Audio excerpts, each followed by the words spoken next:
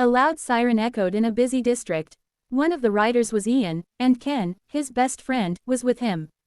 A long traffic jam blocked their way home after a long holiday. The humidity made Ian irritated while riding his motorcycle. "Chill, dude," Ken said, giving a thumbs up to Ian. His voice was overheard through the Bluetooth earpiece connected to his helmet.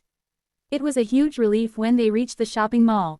In the parking lot, they began arranging their stuff. "Dude, I'm hungry," Ken remarked while walking toward Ian. "Okay," Ian replied, locking his motorcycle.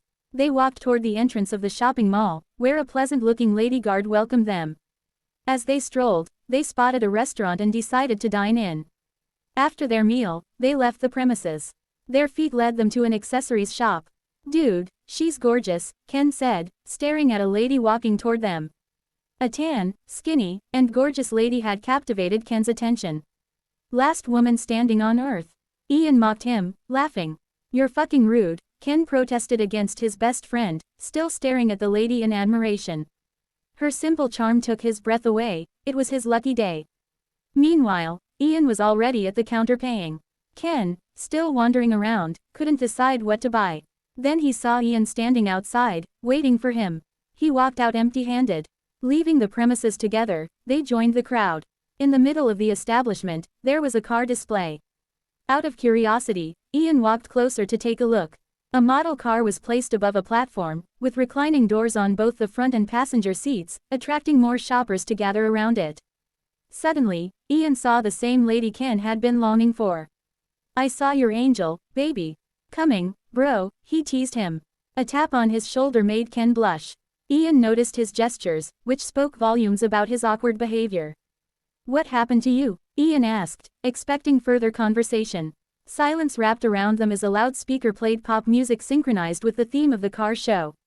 "I want to go home now, Ken," Ian said, glancing behind him and tapping his shoulder to walk away from the crowd. Ken followed him to one corner. "I saw her again," Ken said, with deep excitement in his eyes. Ian just nodded in agreement. "Of course, she has feet to walk." "Seriously?" Ian's smile gave Ken hope. "I know," Ken simply replied, ignoring Ian while looking around, hoping for another chance to see her face. Unfortunately, he was frustrated, feeling shattered inside, and Ian noticed it.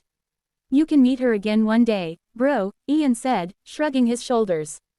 "I can't believe you're fucking desperate now," Ian whispered in Ken's ear and laughed.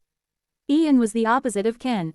His introverted attitude, loner tendencies, and aloofness were his assets, preventing him from being easily tempted by the wrong crowd. Ken's silence never bothered Ian anymore. Among the two of them, Ken was the deep thinker and outspoken one.